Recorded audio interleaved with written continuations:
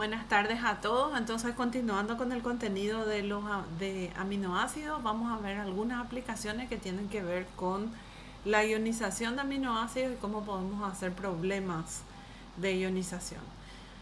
Volvamos a recordar cosas importantes que vimos en la clase de ayer. Los aminoácidos tienen en común un grupo alfa carboxilo y un grupo amino, y las diferencias se encuentran en la cadena lateral. Entonces, si pensamos a pH neutro, vamos a tener a compuestos cargados, como los aminoácidos ácidos que aportan carga negativa, el aspartato y el glutamato, que tienen como cadena lateral un R-carboxilo.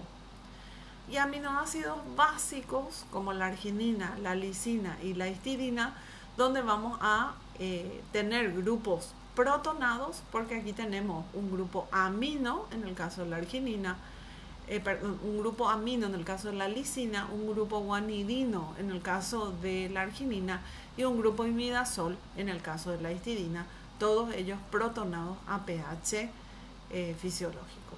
Sin embargo, todos los demás que no están dentro de este grupo de 5 aminoácidos no aportan carga a los péptidos o a las proteínas a pH neutro. Algunas excepciones cambiando el pH, por ejemplo, la cisteína y la tirosina tienen grupos ionizables, pero a pH muy extremos. El pKa del grupo sulfidrilo está alrededor de 8, y en el caso de la tirosina, el OH unido al grupo aromático tiene un pKa de alrededor de 10. Entonces necesitamos superar estos valores de pH para poder desprotonar a estos compuestos. Entonces normalmente los incluimos en el grupo de neutros. Entonces, para poder hacer los problemas de ionización, ¿qué es lo que tenemos que identificar sin falta? Grupos ionizables que estén presentes en los aminoácidos o en los péptidos. Entonces podemos tener grupos alfa carboxilo o R carboxilo cuando estamos hablando de aspartato y glutamato, aminoácidos ácidos. ¿Y cuáles son las dos formas que pueden estar en equilibrio de disociación? La forma protonada con carga 0, la forma desprotonada con carga -1. Grupos alfa amino o R amino en el caso de la histidina. ¿Cuáles son las formas que pueden estar en equilibrio? La forma protonada con carga +1, la forma desprotonada con carga 0. El grupo guanidino de la arginina, que puede estar en forma protonada con carga +1, en forma desprotonada con carga 0. El imidazol, que forma parte del heterociclo, acá no lo dibujamos todo, solo pusimos el grupo que se ioniza, que es el nitrógeno dentro del heterociclo, protonado con carga +1, desprotonado con carga 0. Y esos dos aminoácidos neutros que hablamos como excepciones, la cisteína, que tiene el grupo sulfidrilo, y la tirosina, que tiene el grupo OH unido a un grupo aromático, que pueden estar en equilibrio de disociación con el sulfuro de carga -1 o con la forma desprotonada del hidroxilo con carga -1. Recuerden que aquí vamos a tener un equilibrio desplazado en este sentido a valores de pH mayor que 8 o a valores de pH mayor que 10,6, que corresponden los valores de pKa aproximados de estos grupos. Entonces, estos son los grupos que les van a aportar carga a las proteínas.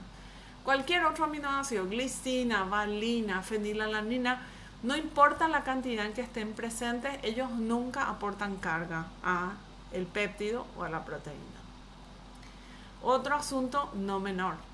Los aminoácidos se unen entre sí mediante un enlace que se llama enlace peptídico. El enlace peptídico consiste en una reacción entre el grupo alfa carboxilo de un aminoácido y el alfa amino del siguiente aminoácido. Entonces, al comprometerse esos dos grupos en un enlace, no están disponibles para ionizarse. Entonces, todos los enlaces que unen un aminoácido con otro no están disponibles para ionizarse. Ahora, ¿cuáles son los grupos funcionales que sí están disponibles para ionizarse? En los aminoácidos de los extremos. Por ejemplo, en el aminoácido número 1, el grupo alfa amino va a estar libre para ionizarse.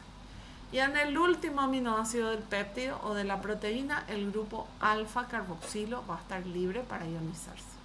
Entonces, cualquier péptido y cualquier proteína siempre tienen esos dos grupos ionizables. El alfa amino del aminoácido 1, el alfa carboxilo del aminoácido, del último aminoácido.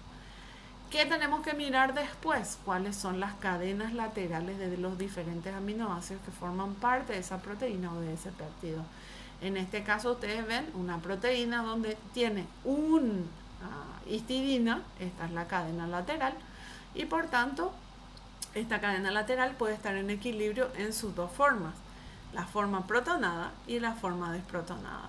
En este caso el pKa de este sistema está alrededor de 6, entonces a pH menores de 6 la forma protonada es la predominante, a pH mayores de 6 la forma desprotonada es la predominante. Una cuestión importante que vamos a calcular es el punto isoeléctrico. Ya lo vimos en la clase de ayer. El punto isoeléctrico se puede determinar de forma experimental. Básicamente hace referencia al pH para que la carga neta sea 0 y que por tanto la movilidad en un campo eléctrico de esa molécula sea mínima, es decir, que no se mueva, que se queda en el punto de siembra. Ese punto isoeléctrico se puede determinar experimentalmente con esas curvas de titulación que vimos ayer, pero también se pueden usar aproximaciones matemáticas sencillas para aminoácidos y péptidos pequeños, o usando software bioinformáticos para calcular punto isoeléctrico de proteínas más complejas. Nosotros vamos a quedarnos en el cálculo del punto isoeléctrico de aminoácidos libres y de péptidos pequeños. Y para eso vamos a usar la regla del que el punto isoeléctrico es igual al promedio de los dos valores de pKa que colaboran para la forma isoeléctrica del aminoácido. El punto isoeléctrico es sumamente importante para métodos de separación y que se usan mucho en experimentos de laboratorio, como el caso de la electroforesis. La electroforesis es un método que nos permite separar péptidos, separar aminoácidos, separar proteínas en base a diferencia de carga y también diferencia de tamaño. Normalmente las electroforesis de proteínas se llevan a cabo en dispositivos como estos que ustedes ven aquí. Esto es una cuba de electroforesis donde vamos a tener un gel con poros que básicamente es un polímero, normalmente acrilamida, y esos poros van a tener tamaños diferentes. Es como una especie de colador, ¿verdad? La gelatina se ubica dentro de estos dos vidrios, está sumergida en un buffer para mantener el pH constante y evitar que se caliente, y ustedes van a ver que le aplicamos corriente eléctrica. Aquí tenemos un electrodo de carga negativa y un electrodo positivo. El electrodo negativo, recuerden que es el cátodo porque atrae cationes, el electrodo positivo es el ánodo porque atrae a los aniones. ¿Qué va a suceder cuando tenemos una mezcla de moléculas de proteínas de diferente tamaño y diferente carga, como estas que ven, la roja pequeña, la verde mediana y la amarilla grande? Le aplicamos, sembramos estas proteínas en un extremo, les aplicamos corriente y van a comenzar a desplazarse, a correr a lo largo del gel. Evidentemente, si lo miramos desde el punto de vista del tamaño del poro, por supuesto las más pequeñitas van a pasar a través de los poros sin ningún inconveniente y van a ser las corredoras más rápidas. Las segundas en velocidad para correr van a ser las medianas, y por último las más grandes van a quedar más atrás. Entonces vamos a tener que estas proteínas se separan y generan bandas donde podemos purificar a las proteínas dependiendo de su carga y su tamaño. Otro método de separación y purificación de proteínas basado en la carga es lo que llamamos la cromatografía de intercambio iónico. ¿En qué se basa? En una cromatografía en columna, donde vamos a tener dentro de esta columna una resina de este estilo.